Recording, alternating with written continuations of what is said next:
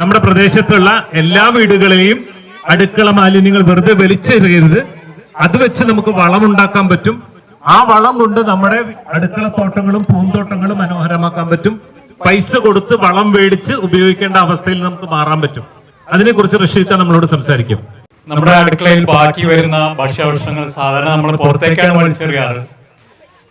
അത് ഫലപ്രദമായിട്ട് എങ്ങനെ ഉപയോഗിക്കാമെന്നുള്ള ഒരു ഡെമോ ഞാൻ എൻ്റെ വീട്ടിൽ ഇപ്പോൾ ചെയ്തുകൊണ്ടിരിക്കുന്നത് കെട്ടിവലിച്ച് കൊണ്ടുവന്നത് നിങ്ങളെ കൂടി പരിചയപ്പെടുത്താൻ വേണ്ടിയിട്ടാണ്.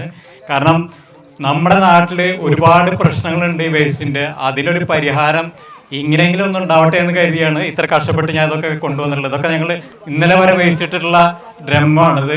ഇവിടെ നിൽക്കുമ്പോൾ നിങ്ങൾക്ക് എന്തെങ്കിലും സ്മെല്ല് വരുന്നുണ്ടോ? സ്മെല്ലുണ്ടോ? ഒരു കുഴപ്പമില്ല. അതാണ് ഇതിന്റെ പ്രത്യേകത. ഇതിന് പ്രത്യേകിച്ച് പരിപാടികളൊന്നുമില്ല.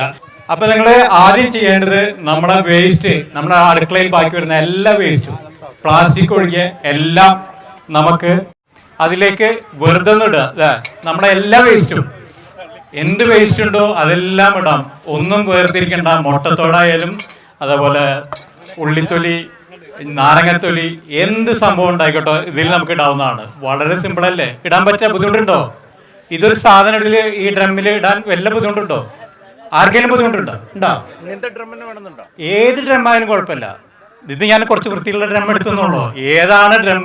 ഇത് വേസ്റ്റ് ഇടുന്ന സാധനം എന്ന് വെച്ചിട്ട് വേസ്റ്റ് ആക്കി കളയരുത്.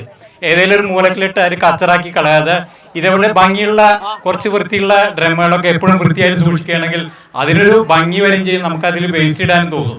മനസ്സിലായോ?